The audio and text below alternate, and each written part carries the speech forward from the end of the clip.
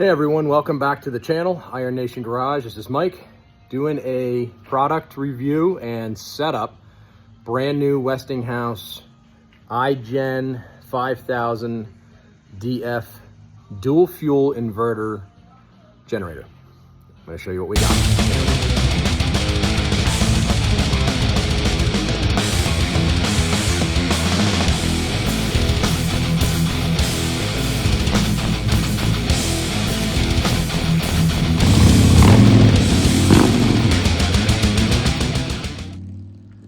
Okay, here's the box, the original box. This is the iGen5000DF. It's a dual fuel inverter generator, okay? It's a Westinghouse, as we can see.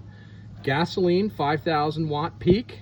And then on the running, it's 3,900 watt on the running. If you're on the propane, it's 4,500 watt peak and 3,500 watt running on propane. Just a couple of the specs on it. Now, I just got it out of the box. We're doing a setup.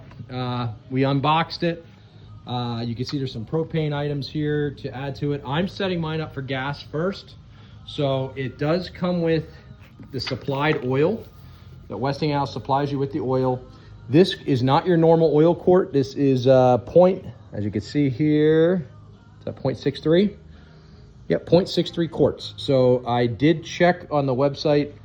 The amount is, I believe, right around 0.6 quarts to fill. So they give you, I guess they make this idiot proof, they give you the exact amount of oil to use when you add it. So make sure that before you start this machine, you add your supplied oil, sorry about that, you add your supplied oil into the generator first. You do not want to try to start it without putting the oil in. Read the instructions on the quick start guide. And then we're going to add our gas. One thing I'll recommend for the gas is it says unleaded fuel only. In all of my small engines, use ethanol-free fuel, okay? Small engines, it's best to use, I even use it in my zero turn. So I'm gonna be putting ethanol-free gas. Make sure you don't put old gas in. Make sure it's fresh gas you're putting in this thing and not gas that's been sitting around your house for a year, year and a half, 2 years. Put fresh gas in this. I recommend ethanol-free. If not the ethanol-free, I would do probably, it does say unleaded, but I always do high test for the impurities. So you don't have so many impurities, just similar to what I do on my Harley. So, and my other small engine, I do high test too, but I've switched over to E-free, the ethanol-free for all my small engines. So as you can see, down here, you have your oil fill. It's that yellow cap. So we're gonna get my funnel out. I'm gonna fill all my oil in there, and then we're gonna add our gas. What I'm gonna do on this first is I'm gonna run this for an hour. I'm gonna run it for an hour, let the machine break in, okay? Let it break in for an hour. Then I'm gonna change the oil, and it helps that machine break in, get any of the metal shavings or parts, get all that out of it, and then change the oil, run fresh oil in it. Make sure you get the supplied 4-cycle. It looks like it's just SE 4-stroke 10W30 oil. Run any basic 10W30 you want in there. Just go with a little bit of a better brand. You could do, some of the, I usually do AMS oil, but I'll probably do like a Mobile one or something like that for 10W30. But I'm gonna run it for an hour, break it in, and this has a remote start. I've never had a generator like that, so that's gonna be kind of neat to have that. So I'll take you guys through it. We're gonna get it set up. I'll show you it running, and we'll run it for an hour. I'm gonna hook it up to my restroom trailer, run some of my restroom trailers off it because it has the 20-amp plug-in. I can flush toilets, run the air conditioning in there, and see how it runs my restroom trailers. So, all right, let's see what we got. Just stand by, and we'll get into this. All right, I got my funnel set up here. Make sure, if you guys have funnels around, wipe them out. I already wiped this out of any impurities. Get all the dust out of it, and then add your oil. So I'm gonna set you guys up here. I don't have my tripod, but I'm gonna do my best to set you up here so you see everything. I think that's got it all. All right, we're gonna add this oil in. I think you guys can see everything there. Let's angle this again. There we go. Add that in, slow and steady. It's gonna take the whole, should take the whole amount. We might stop a little short before, before the end, just to make sure it doesn't overfill.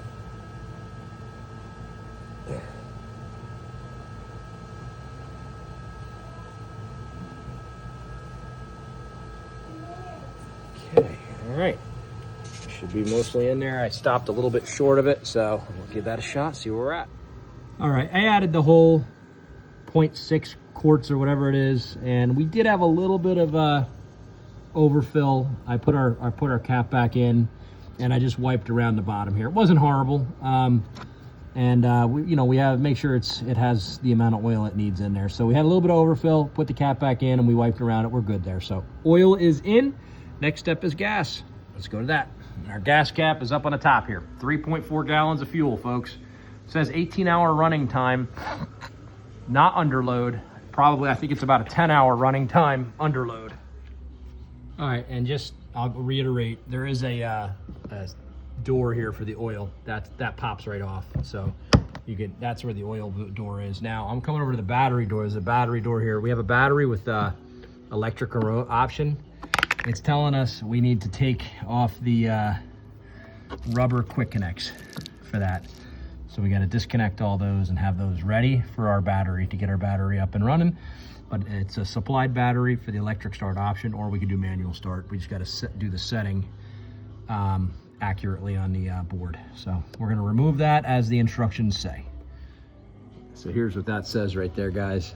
Battery quick connector, just before operation, remove the rubber covers or ties from the quick connectors and then push the quick connectors together to connect the battery. The connectors may be inside the body of the generator, okay, which is right here. So we got to get that plastic off and we're going to connect those guys, all right? That's what that is explaining. So make sure you do that process before you get into starting it, all right? We're going to do that now. All right, folks, so here it is. So you can see here's one end, here's the other end. We are going to connect. I know it's hard, I'm doing everything one-handed here. We're going to connect these two guys right here together, all right? So that's our process. We'll get our battery connected, okay? Okay, we are connected, all right? So we're going to move on to our next process. We're going to get gas in there, okay? So our battery is connected, all right? Moving on. All right, we're rolling along here pretty good. Gas cap says nothing lower than 87 octane. So I ran my E-free, so 87 octane or above. So you can do regular, you can do mid-grade, or you can do high test, or you should be able to do E-free. Mine is E-free, 3.4 gallons. We got our gas filled. I'm going to read through a couple more of the instructions here to see. I would like to do the electric start on this, see how she fires up on the first start. So I just want to make sure we have our settings right. We're going to move on to that next. Show you guys. All right, we're getting ready for operation here. So as we can see in the manual, all right, for manual start, sorry, I'll get that on. For manual start, we're going to place the battery switch in the on position, firmly grasp and pull the recoil handle slowly until you feel increased resistance. At this point, apply a rapid pull while pulling out from the inverter. I love how they have to break it down for you, how to pull start something. Isn't that nice? Okay, electric start. This is the electric start from the unit. Place the battery switch in the on position and then press the start button until the engine starts. Now, remote start, okay? Remote start, place the battery switch in the on position and then press the on button on the remote until the engine starts. And here's our remote, okay? Now, when they're talking about that button, it's this guy. You see that light come on? We got a light that came on there. All right, so we're in the on position there. Now, if we're gonna start on the battery, we're just gonna press this button. It's right here, okay? So let's see what she does. Let's give it a minute. We're gonna do this first, then we'll try the remote next.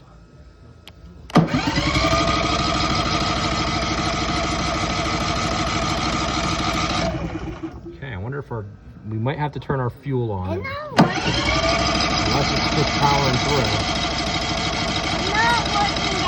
Hold on. I wonder if we have to turn our fuel on. It didn't mention that. I'll double check it here. If there's a fuel line shut, unless I know these are auto chokes on here. It's going to try again here. All right, let's see. Oh, you know what? I think this is our fuel right here. Let's try that.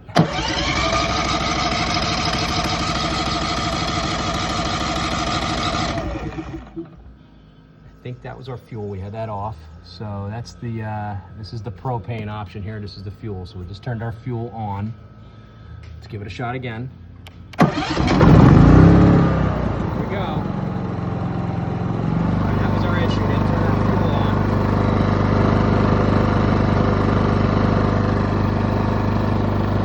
All right, so we're running. We just had to make sure our fuel was turned from here over to here.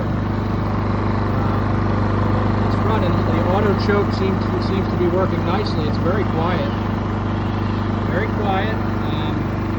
Quiet operation. I think that's our figure out that reading is. Yeah, you got your camper, 30 amp camper, and then you got 20 amp, 120 volt right here. Different options over here too. Seems to run really nice.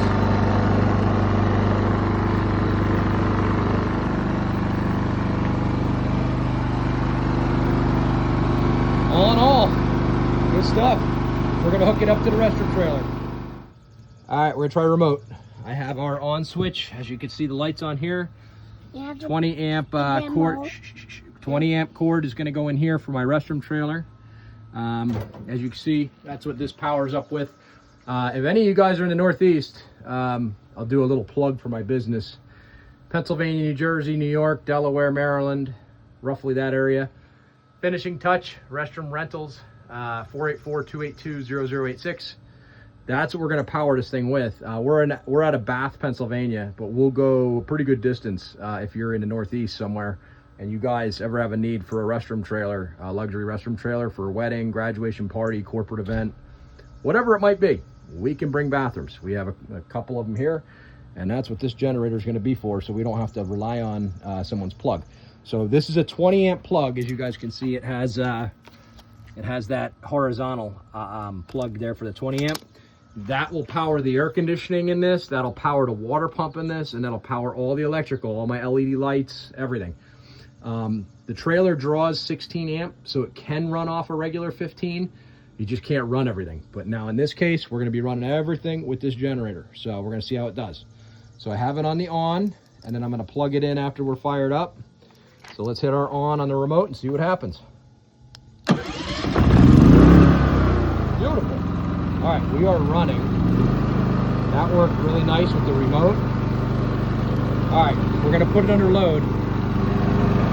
So let's go under load here.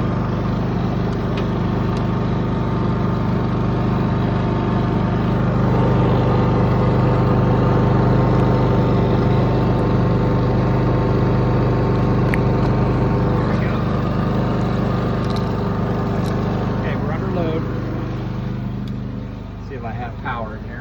All right, I got power. See, I have that light. All right, so here's our pump.